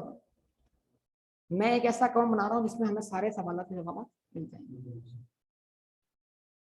अब इतना टाइम तो नहीं है कि आपको उस दर्जे पे ले जाए कि अभी मिनटों में सारे आंसर निकले, थोड़ा थोड़ी मेहनत करके आंसर निकालना पड़ेगा। हमने बोला हम अकाउंट खोल रहे हैं, rent account, one account of course. तो इसका साल का एंड फैसला करेगा ये एसेट है या लाइबिलिटी। मतलब एक्सपेंस तो जो होगा वो चार्ज देगा प्रॉफिट एंड लॉस अकाउंट। इस अकाउंट में पहली बार एंट्री आ रही है 2019। ठीक है, बल्कि इधर लिखता हूँ 1 जुलाई।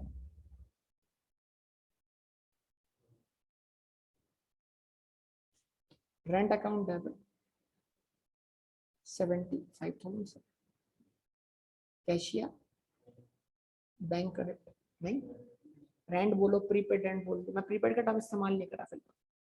ठीक, इस अकाउंट में बैलेंस कितना आ गया 75। फिर इसी साल में मजीद कब आया 30 सितंबर को आया, नहीं हमारा ईयर एंड का होगा 31 अगस्त को। तो इसका मतलब अगली पेमेंट आने से पहले ही हमारा 2019 वाला साल क्या हो गया, खत्म हो गया। नहीं, कहाँ खत्म हुआ, कहाँ खत्म हुआ 31 अगस्त। इसका मतलब ये हुआ 31 अगस्त 2019 पे हमने साल खत्म किया, हमने 2019 वाले अकाउंटिंग पीरियड में 3 महीने का रेंट एडवांस में पे किया। तो ये जो रेंट है ये जुलाई का भी रेंट है, ये अगस्त का भी रेंट है, ये अगले साल सितंबर का रेंट है। तो इसमें से 2 महीने का रेंट क्या हो गया, एक्सपायर हो गया, 1 महीने का एक्सपायर होना बाकी। तो जो 2 महीने का रेंट एक्सपायर हुआ उसको हमने 2019 के प्रॉफिट एंड लॉस अकाउंट में ट्रांसफर कर दिया। कितने से 50,000 से। क्यों 75 divide by 3, 25 per month multiply by 2, 2 expire 1 unexpired. तो फिर 31 अगस्त 2019 के एंड पर हमारे पास क्या बचा, बैलेंस सीडी कितना 25,000 सर। ये हमारा रिक्वायर्ड ईयर नहीं है, लेकिन हम समझ रहे हैं कुछ चीजें लाना चाह रहे हैं हम यहाँ। अब जो हमारा 2019 का बैलेंस सीडी है वो अगले साल 1 सितंबर 2019 को क्या बना, बैलेंस सीडी।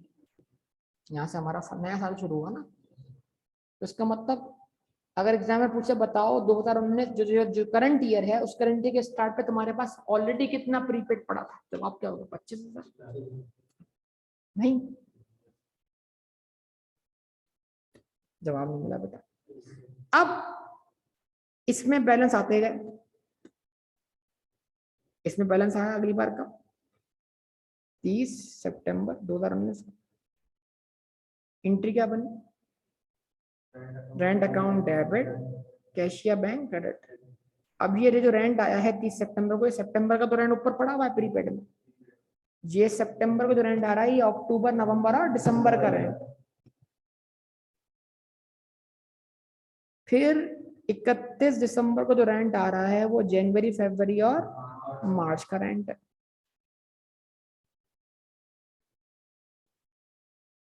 फिर जो 31 मार्च को रेंट आ रहा है वो अप्रैल मई और जून का रेंट है।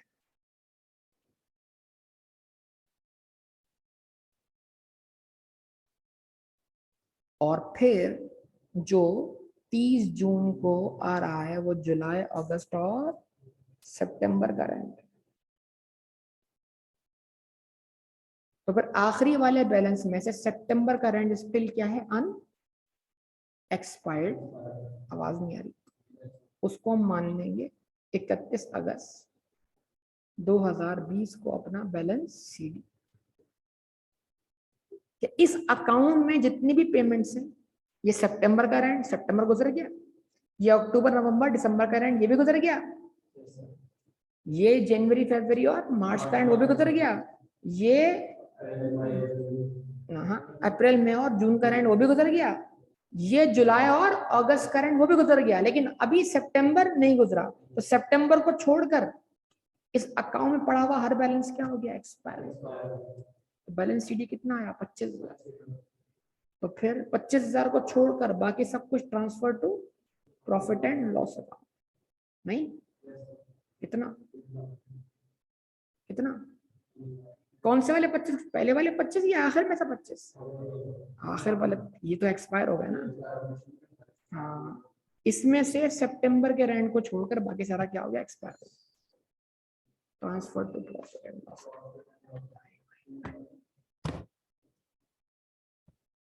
बिलाखिर वो हादसा हो गया जो नहीं होना चाहिए था।